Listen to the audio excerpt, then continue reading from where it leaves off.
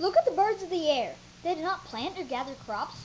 They do not put away crops in storerooms, but your Father in heaven feeds them. Aren't you worth much more than even they are? Can you add even 1 hour to your life by worrying? And why do you worry about clothes? See how the wildflowers grow? Here's what I tell you. Not even Solomon in all of his glory was dressed like one of those flowers.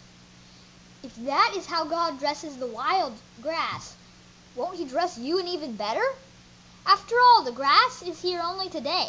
Tomorrow it is thrown onto the fire. Your faith is so small.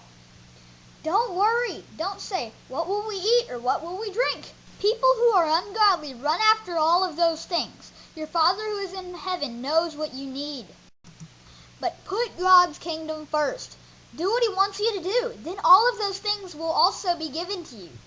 So do not worry about tomorrow. Tomorrow will worry about itself. Each day has enough trouble of its own. Do not judge others. Then you will not be judged. You will be judged in the same way you judge others.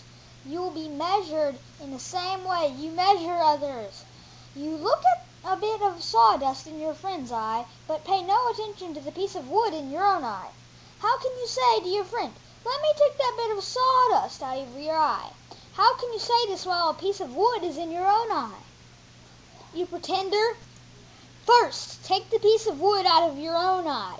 Then you will be able to see clearly to take a bit of sawdust out of your friend's eye. Do not give holy things to dogs.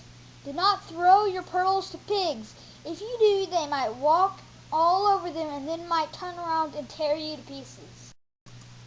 Ask, and it will be given to you. Search, and you will find. Knock, and the door will be opened to you. Everyone who asks will receive. He who searches will find. The door will be opened to the one who knocks. Suppose your son asks for bread. Which of you will give him a stone? Or suppose he asks for a fish. Which of you will give him a snake? Even though you are evil, you know how to give good gifts to your children. How much more will your Father who is in heaven give you good gifts to those who ask him? In everything, do to others what you would want them to do to you. This is what is written in the law and the prophets. Enter God's kingdom through the narrow gate. The gate is large on the road, and the road is wide that lead to death and hell. Many people go that way, but the gate is small and the road is narrow that lead to life. Only a few people find it. Watch out for false prophets. They come to you pretending to be sheep, but on the inside they are hungry wolves. You can tell what they really are by what they do. Do people pick grapes from bushes? Do they pick figs from thorns? In the same way, every good tree bears good fruit, but a bad tree bears bad fruit. A good tree cannot bear bad fruit, and a bad tree cannot bear good fruit. Every tree that does not bear good fruit is cut down and is thrown into the fire. You can tell each tree by its fruit. Not everyone who says to me, Lord, Lord, will enter the kingdom of heaven. Only those who do what my Father in heaven wants will enter. Many will say to me on that day, Lord, Lord, didn't we prophesy in your name? Didn't we drive out demons in your name? Didn't we do many miracles in your name? And I will tell them clearly, I never knew you.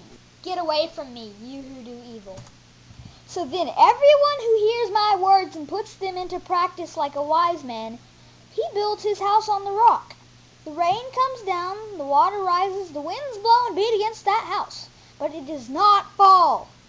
It is built on the rock. But everyone who hears my word and does not put them into practice is like a foolish man. He builds his house on the sand. The rain comes down, and the water rises, and the wind blows and beats against that house, and it falls with a loud crash. Jesus finished saying all these things, and the crowds were amazed at his teaching. He spoke like one who had authority, and he did not teach like their teachers of the law.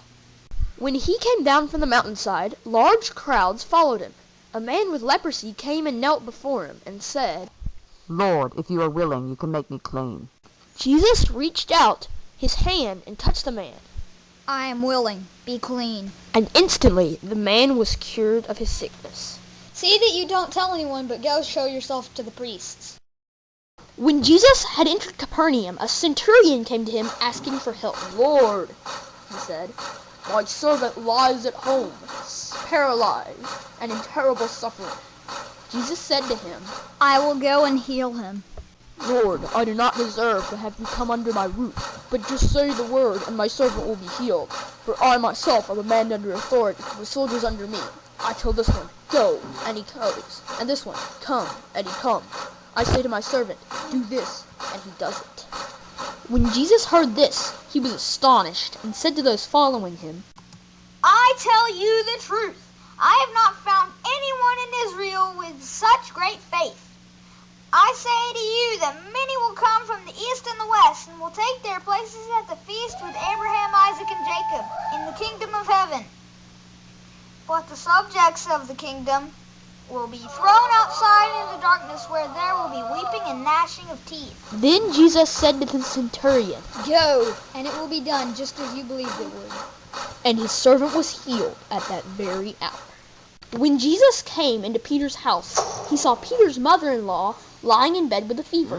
He touched her hand, and the fever left her, and she got up and began to wait on him. "Can I get you anything else?" When evening came, many who were demon-possessed and were brought to him, and he drove out the spirits with a word and healed all the sick. This was to fulfill what was spoken through the prophet Isaiah. He took up our infirmities and carried our diseases.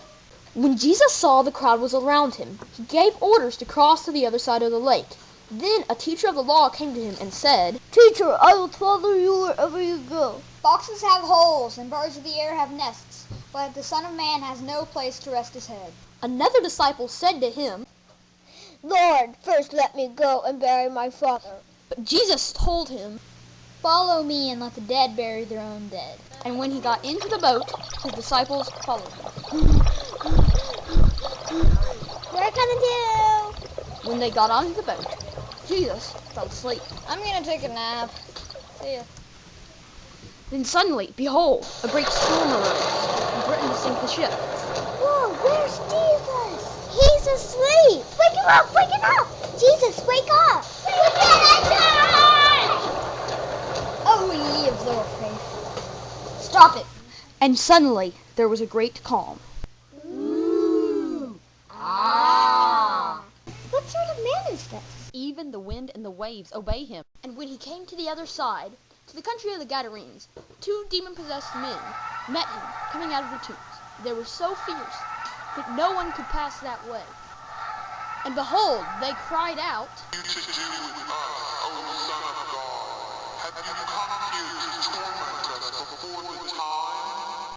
Now a herd of many pigs was feeding at some distance from them, and the demons begged him, saying, If you cast us out, then send us into the herd of pigs. "Go!" So they came out and went into the pigs, and behold, the whole herd rushed down the steep bank into the sea and drowned in the water. The herdsmen fled, and going into the city, they told everything, especially what had happened to the demon-possessed men. And behold, all that city came out to meet Jesus. Go away. "Leave our land." Can you please leave? Shoo, shoo, get away. Shoo, shoo, shoo, get away. And so the Gadarenes pushed Jesus from their land. And getting into a boat, he crossed over and came to his own city.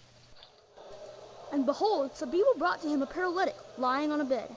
And when Jesus saw their faith, Take heart, my son. Your sins are forgiven. and some of the scribes said to themselves, This man is blaspheming. Why do you think evil in your hearts? For which is easier to say, your sins are forgiven, or to say, rise and walk? But that you may know that the Son of Man has authority on earth to forgive sins. Son, rise, pick up your bed, and go home. When the crowd saw it, they were afraid, and they glorified God who had given such authority to men. As Jesus passed on from there, he saw a man called Matthew sitting at a tax booth, and he said to him, Follow me. and he rose and followed him.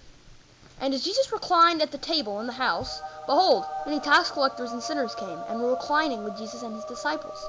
When the Pharisees saw this, they said to his disciples, Why does your teacher eat with tax collectors and sinners? Those who are well have no need of a physician, but those who are sick. Go and learn what this means. I desire mercy, not sacrifice, for I came not to call the righteous, but sinners.